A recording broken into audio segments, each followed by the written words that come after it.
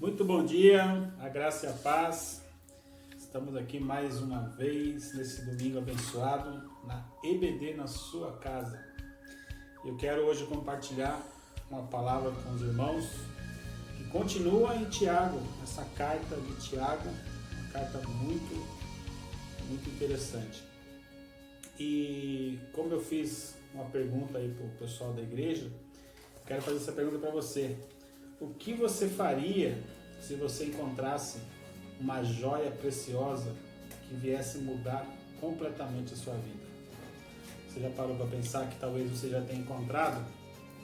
Mas nós vamos aprender na lição de hoje como desfrutar dessa joia, por assim dizer. Irmãos, Tiago, capítulo 1, quero que você abra a palavra do Senhor.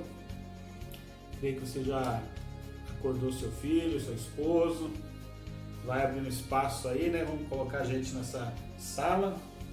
Então, Tiago, capítulo 1, versículo 22 ao 25, diz assim, ó. Abra comigo aí.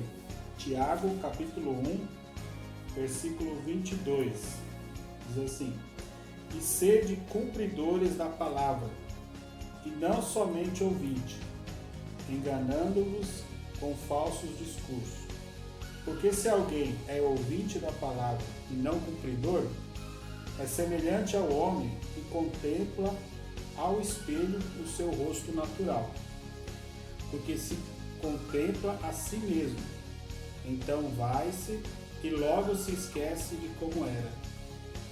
Aquele, porém, que atenta bem para a lei perfeita da liberdade e nisto persevera, não sendo ouvinte esquecidiço, mas fazedor da obra, esse tal será bem-aventurado no seu feito.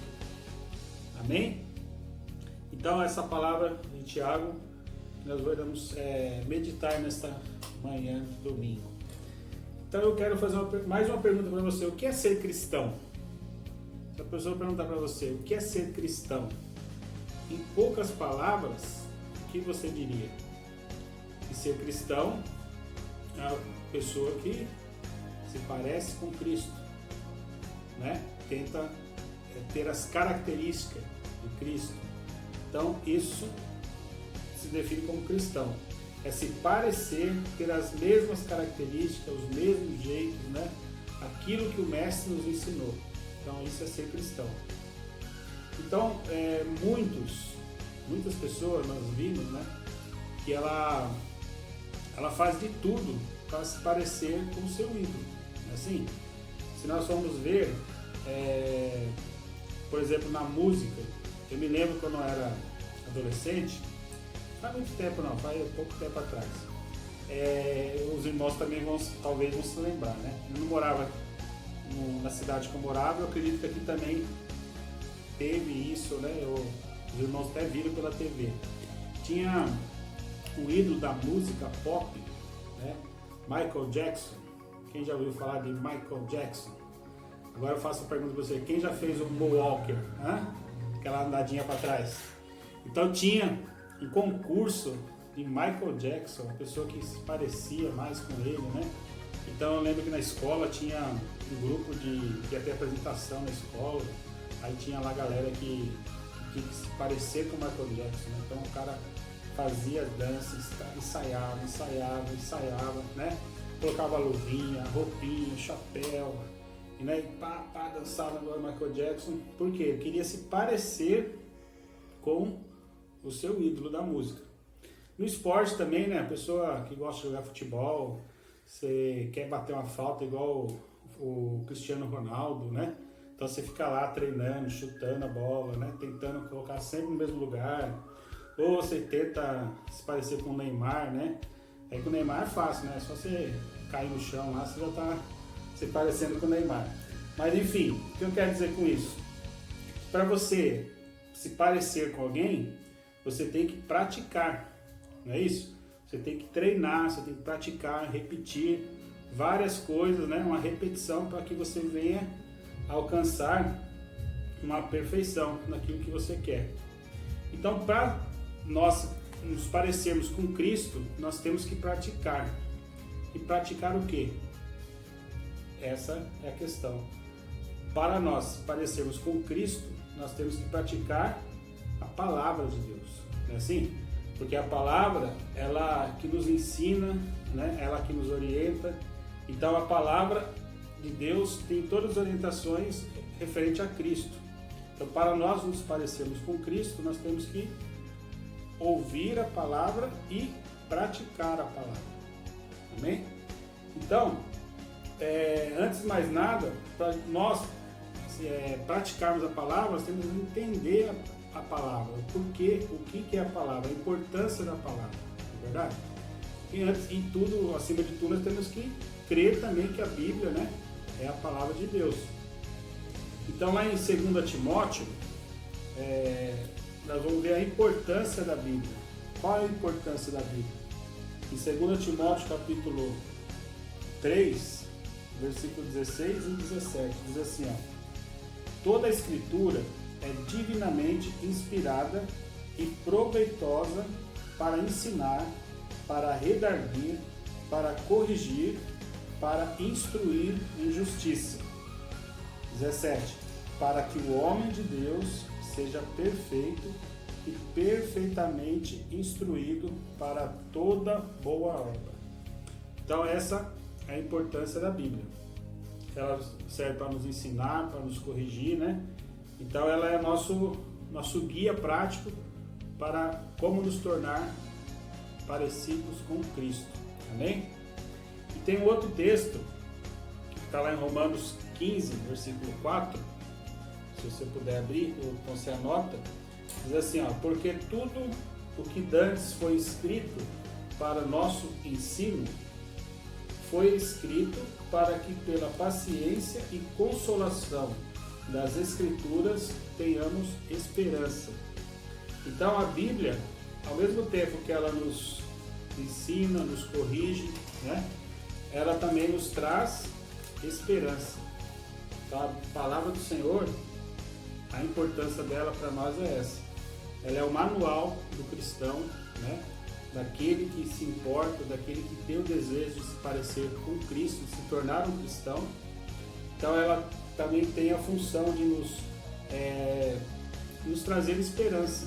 Porque tudo que nós lemos na Bíblia, nós cremos pela fé, não é assim? Então, se nós cremos que somos salvos, de onde nós tiramos isso? Da palavra do Senhor.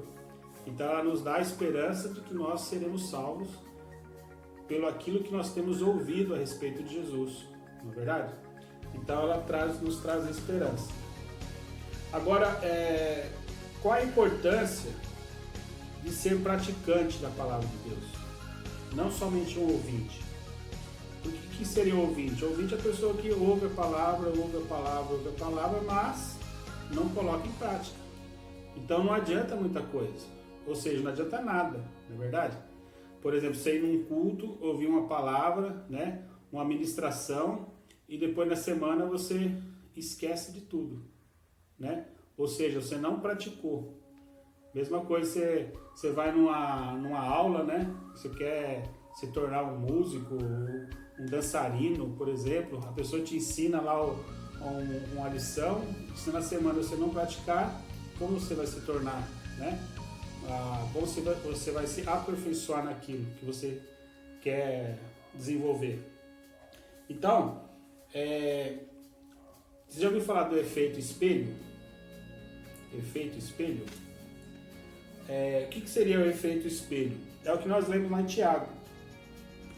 Agora nós vamos entrar nesse versículo que diz assim: alguém, né, que ouve a palavra e não é o cumpridor, é semelhante ao que contempla um espelho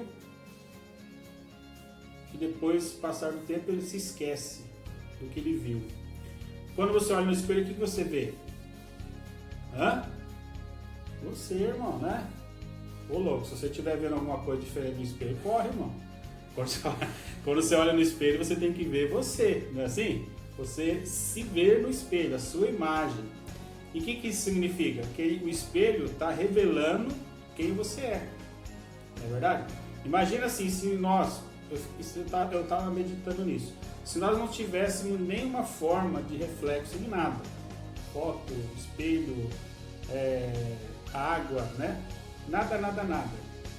Como que nós iríamos nos ver? Não é verdade? Como nós iríamos nos enxergar? Como que eu sou? Eu vejo porque eu tenho um reflexo, né? Então o reflexo revela quem eu sou. Então, quando nós olhamos no espelho, nós vemos a nossa imagem.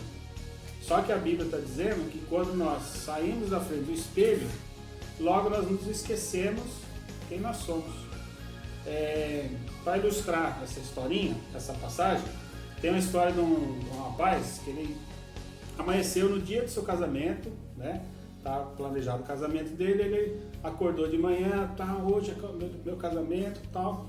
Foi no banheiro, né? Escovar os dentes, de repente olha no espelho, leva um susto. Por quê? Tinha uma espinha enorme aqui no queixo dele. E ele falou assim, e agora? Nossa, hoje é meu casamento, o que eu vou fazer? Ficou desesperado. Né? Ligou para a prima, ô prima, o que eu faço? A prima, eu não estou aí na cidade, não vou poder te ajudar. Deu as informações lá para ele o que tinha que fazer. Aí a mãe dele disse, vamos, você tem um monte de coisa para fazer hoje, tem que ir na floricultura, tem que buscar o terno. E o rapaz desesperado, ele começou a correria. Vai na floricultura, vai buscar o terno. Ah, tem que buscar sua tia, ele chegou na rodoviária, ele corre lá e vai se passando o dia. Chegou na hora do casamento, o rapaz se arrombou, casou. Na hora do sim, ele deu o sim, foi uma maravilha. Foram para as fotos, maravilha. Quando chegou o álbum, né, a noiva toda empolgada foi ver as fotos, né? Quando ela viu aquela foto assim, naquele close, ela e o maridão dela assim, ela viu aquela espinha enorme no queixo do noivo. Ela assim, puxa bem, mas você podia muito bem ter dado uma disfarçada, né? Passado uma maquiagem. E aí ele se lembrou de que ele tinha visto aquele de manhã e ele lembrou que a prima dele falou que era para ele fazer uma maquiagem, só que na correria toda ele acabou não fazendo e foi daquele jeito mesmo. Isso é o que acontece quando nós estamos diante do espelho, vimos o que era para ser feito e não fazemos. Passa um tempo, nós nos esquecemos. Então, o que isso tem a ver com a nossa história de hoje? A Bíblia, irmãos, é esse espelho. Por que o espelho? Porque quando você lê a Bíblia, ela te revela quem você é. Ela revela aquilo que você precisa mudar, na onde você está errando. Ela te orienta, ela te ensina, né? Que nós lemos lá em 2 Timóteo. Só que, se nós olharmos para a Bíblia nos revela o que nós devemos fazer. Quando nós saímos da frente da Bíblia, saímos da frente do espelho, e se nós não praticarmos, é isso que acontece que está escrito em Tiago. Nós não vamos mudar nada. Nós vamos continuar do mesmo jeito. Nós vamos ouvir a palavra vai nos dizer o que nós devemos fazer, só que nós não iremos fazer porque nós não estamos praticando. Então, ou seja, a Bíblia é esse espelho nosso. Então, o que a palavra de Deus está nos dizendo? Nós temos que ler a Bíblia e praticar, colocar imediatamente a prática. Se o noivo tivesse, quando ele viu lá o espelho revelou que ele estava com a espinha, a prima deu a dica para ele, se ele fosse lá já consertasse o que ele precisava fazer, né, tudo teria corrido bem. Mas ele simplesmente saiu da frente do espelho e esqueceu-se o que tinha que fazer. Então, a prática da Bíblia é o seguinte, tem uma frase muito conhecida, né, que diz assim, a prática leva à perfeição. Então, sempre que nós praticamos, nós iremos o quê? A tendência é você se tornar melhor, não é assim? Perfeito, igual a Cristo, nós nunca seremos, porque nós somos humanos, né? Mas, a partir do momento que nós praticarmos a palavra, você vai errar uma vez, você vai errar de novo, né? Você vai falar, puxa, eu não devia ter feito isso, mas a palavra de Deus está falando que eu não posso fazer. Você vai, né? Vai praticando, até você vencer aquele problema na sua vida. Então, ó, se nós quisermos ser um verdadeiro cristão, nós temos que ler, estudar, aplicar a palavra em nossas vidas. E só assim nós iremos conseguir parecer com Jesus. Então não adianta, né, nós ouvirmos a palavra, ou então lermos, até mesmo lermos a palavra e não meditar, não colocar em prática. Aí nós vamos cair lá no efeito espelho. Vamos ler a Bíblia, fechar a Bíblia, tropeçar ali na frente, se nós não praticarmos. Amém? E tem um tem um personagem na Bíblia, né, muito interessante, e eu gostaria de compartilhar com vocês, que é um jovem rei, né, Josias. Um jovem rei chamado Josias. Esse rei, ele reinou em Judá durante o período, né, de 640 a 609 a.C. Esse texto ele está lá em 2 Reis. Nós não vamos ler ele todo, mas 2 Reis, quero deixar até esse desafio, essa dica para você. Você lê o capítulo 22 e 23 de 2 Reis, que é uma história linda, né? Uma história muito, muito interessante. A Bíblia fala, lá em 2 Reis, capítulo 22, no versículo 1, olha que interessante. Tinha Josias 8 anos de idade quando começou a reinar e reinou 31 anos em Jerusalém. Era o nome de sua mãe Gedida, filho de Adaías de Boscate. Então, uma criança, né, 8 anos de idade. Você vê como que ele começou a reinar? Pelas tradições, né? O pai morreu, então o filho, homem, né, o primogênito lá, era o herdeiro do trono. Só que ele, com 8 anos, lógico que ele não ia ser o rei. Mas tinha ali os seus tutores, né, as pessoas que faziam a parte burocrática, mas em regras, né, ele era o rei. Então ele tinha 8 anos. Esse garoto começou a crescer, né, foi se tornando um adolescente.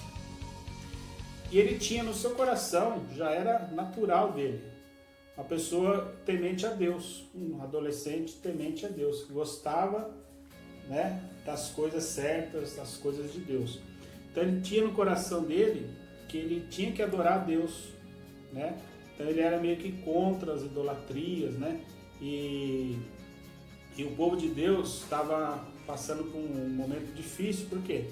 Sempre que o povo virava as costas para Deus, vinha o quê? Guerras, conflitos, né? Brigas e tudo mais. Então o povo estava passando uma época dessa. E o seu pai, o pai de Josias, ele fez o que era mal aos olhos do Senhor, né? Então ele adorava outros deuses, tinha muita idolatria no templo e nos altos, nos montes, né? Então Deus estava bravo com o povo. O povo estava sofrendo. E aqui, né, diz que os reis do norte, né, os reis do sul estavam separados, e os reis, né, do norte já tinha até se desviado, não estava nem mais adorando a Deus, já tinha virado as costas totalmente, e os reis do sul ainda tinham a temência a Deus, né, vamos dizer assim. Então eles ainda procuravam adorar ao Senhor. E Josias, ele era o rei de Judá. Então ele estava nessa parte do sul que adorava o Senhor. Então a Bíblia fala que no capítulo, versículo 3, sucedeu que no 18º ano do rei Josias, o rei mandou ao escrivão Safã, filho de Azarias, filho de Mesulão, à casa do Senhor, dizendo: sobe a Euquias, o sumo sacerdote, para que tome dinheiro que se trouxe à casa do Senhor, o qual os guardas do umbral da porta ajuntaram do povo, e que deem na mão dos que têm cargo da obra e estão encarregados da casa do Senhor, para que os deem àquele que fazem a obra, a casa do Senhor, para repararem as rachaduras da casa. Então, quando Josias, né, no 16º ano do reinado, ele tinha 8 anos, quando ele começou, então ele tinha 26 anos. Ele era um jovem ainda rei. ele pediu para que os sacerdotes pegassem o dinheiro lá que tinha e mandou reparar o templo, né? Mandou fazer a reforma. Então, os sacerdotes, irmãos, eu vou dar uma resumida aqui, depois você lê lá a história. Eles foram lá reformar a casa do Senhor, que estava em ruínas, estava tudo destruído. Então eles começaram a mexer, né? Tirem tudo daqui, tirem tudo de lá, e vai daqui, vai de lá, né? Durante a restauração, o sacerdote Ilquias encontrou um livro.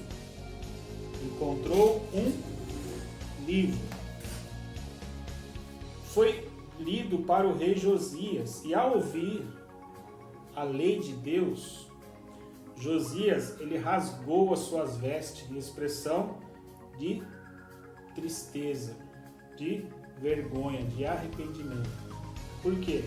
Porque ele viu, quando ele leu a palavra de Deus para ele, ele viu que tudo que ele estava passando é porque o povo dele, né, nos reinos anteriores, faziam o que era mal aos olhos do Senhor. Então ele disse, puxa, então nós estamos passando por isso, porque isso, disso e disso. Então ele sentiu vergonha, né? Diante da palavra de Deus, o que ele estava passando é por desobediência. Por isso que ele estava passando por tudo aquilo. Então o rei Josias, ele começou a seguir a palavra de Deus. Então ele falou assim, ó, vamos então reformar. Começou a tirar toda a idolatria que tinha no templo, né? O que estava visível ali. E aí a história fala que ele foi nos montes. Por quê? Nos montes, lá no meio, lá nos lugares altos, as pessoas faziam lá templos, né? Onde sacrificava a deuses, não somente no templo lá. Então, quando eles faziam a reforma, eles tiravam os altares do templo, mas aquele que estava lá nos altos continuava lá. Então ele foi lá onde ninguém ia, tirou tudo, né? Ele falou assim, a partir de hoje nós iremos adorar o Senhor. Então ele até pede aqui, você vai ver aqui na palavra do Senhor, que eles pedem para consultar a Deus em favor dele, né? Então aqui uma profetisa fala, né, que Deus fala assim, ó, o povo vai sofrer pelas consequências do pecado, mas você, né, que resolveu seguir a palavra de Deus, colocar ela em prática, você não vai ver o povo sofrer, ou seja, você vai ser recolhido antes que esses dias cheguem, né? Então, meus queridos, a palavra do Senhor trouxe uma mudança muito grande na vida de Josias. Por isso que eu disse para você que quando ele encontrou essa joia preciosa e colocou em prática, né, a vida dele mudou completamente. Então ele levou toda uma nação a adorar ao único Deus, o Deus verdadeiro.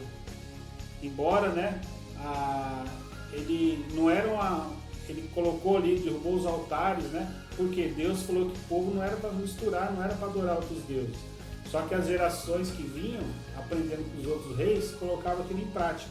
Então ele teve que ensinar de novo o povo, né? Que a Bíblia dizia que não deveria adorar outros deuses. Então o povo começou a seguir as ordens de Josias, do rei Josias, através da palavra do Senhor, e aquela geração dele passou a viver as bênçãos de Deus, porque eles estavam vivendo, praticando a palavra do Senhor. Então, perceba que a decisão de praticar a Bíblia, né, é individual. Eu não posso falar assim, você tem que praticar, obrigar o coletivo, né? É individual. Josias, ele resolveu aplicar a palavra do Senhor. Então, só que ele ensinando o povo acatou aquilo que ele estava recomendando, o povo começou a praticar e começaram a viver as bênçãos de Deus, né? Então, nós temos a decisão de sermos o quê? Mero espectadores ou praticantes da palavra.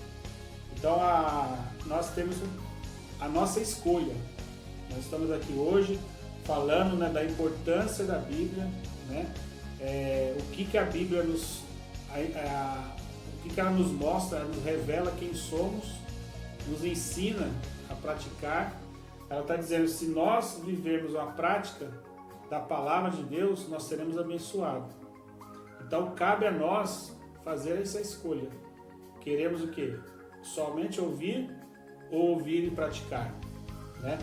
E aí você fala assim, mas como que eu vou praticar a palavra de Deus?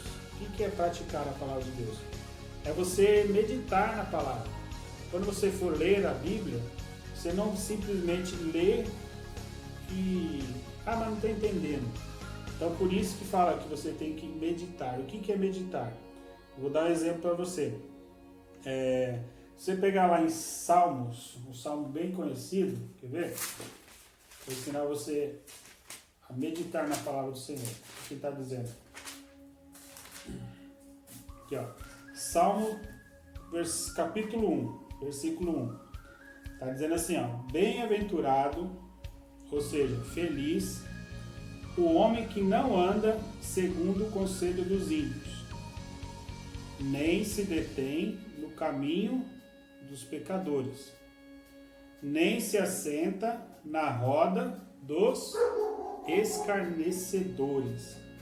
Aí você para nesse versículo, aí você pega o seu papelzinho, uma anotação, sua caneta, aí você começa a ver o que é que a Bíblia está dizendo. O que ela está dizendo em primeiro lugar? Feliz, você vai ser feliz se você não andar segundo o conselho dos ímpios. Quem que são os ímpios? As pessoas que não conhecem a palavra e que não servem a Deus. Então esses são os ímpios. Então ela está falando que você será feliz se você não andar segundo o conselho dela. Ou seja, é com ela que você vai tomar conselho? Não, né? Se você for pedir conselho a uma pessoa que não conhece a Deus, ela só vai te ensinar coisa que não agrada a Deus. Concorda? Então ele está dizendo que você não deve andar no segundo conselho dele, nem se deter no caminho, ou seja, não estar junto no caminho de pessoas que vivem pecando. Porque nós somos pecadores. A nossa carne pecadora, né? Nós nascemos no pecado. Então, se nós andarmos com pessoas que vivem pecando, a tendência nossa é continuar pecando. Então, nós temos que fugir, né? Lembra da outra palavra? Fugir da aparência do mal. E nem se assenta na roda dos escarnecedores. O que é um escarnecedor? Aí você tem que ir lá pesquisar. Né? E escarnecer é você falar de uma coisa que você conhece. Né? Se você fala uma coisa que você não conhece, você está falando da boca para fora. Por exemplo, a pessoa que... escarnecedores, a pessoa que conhece o Evangelho. Aí começa a falar mal da igreja, falar mal do pastor, falar mal do irmão. Ele está escarnecendo aquilo que ele participa. Né? Ele faz parte daquele meio e está falando mal daquilo que ele crê. Então ele está escarnecendo, é um escarnecedor. Então, você não pode se assentar com pessoas desse tipo. A pessoa começa a falar mal, estou generalizando, mas em qualquer igreja, falando mal do Senhor, falando mal de Jesus, falando mal mas que o meu pastor faz isso, que o meu irmão da igreja faz isso.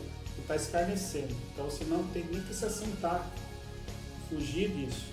Então isso é meditar na palavra do Senhor. Então se nós temos esse tipo de prática, né?